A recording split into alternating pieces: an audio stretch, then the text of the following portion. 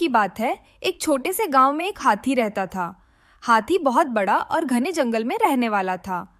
वह किसी से नहीं डरता था और लोगों को अपनी शक्ति का एहसास कराना पसंद करता था। एक दिन गांव में एक कुत्ता भी था। वह कुत्ता छोटा और काफी होशियार था। वह लोगों के यहाँ बच्चों को खुश करने के लिए आया करता था।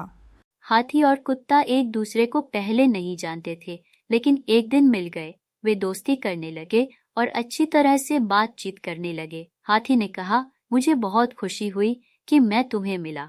मैं शायद दुनिया का सबसे बड़ा और ताकतवर जानवर हूँ। कुत्ता समझता था कि हाथी थोड़ा बड़ा और घमंडी है, इसलिए उसने कहा, हाथी, मुझे मालूम है कि तुम बहुत बड़े हो, लेकिन फिर भी इंसान तुम्हें धकेल कर मार सकता है और मुझे तो बहुत छोटा और दुर्बल होने की वजह से सब कुछ बचाना होता है।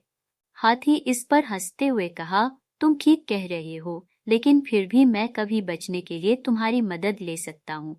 मैं तुम्हें अपनी शक्ति और ताकत से बनाया गया हूँ। कुत्ता गंभीर रूप से बोला, मैं जानता हूँ कि तुम कितने शक्तिशाली हो, लेकिन प्रेम और सहायता देने की क्षमता मेरे पास है। यह सुनकर हाथी सोच में पड़ गया। वह समझ गया कि शक्ति और ताकत के बावजूद प्रेम और मदद कुछ भी नहीं होते हैं।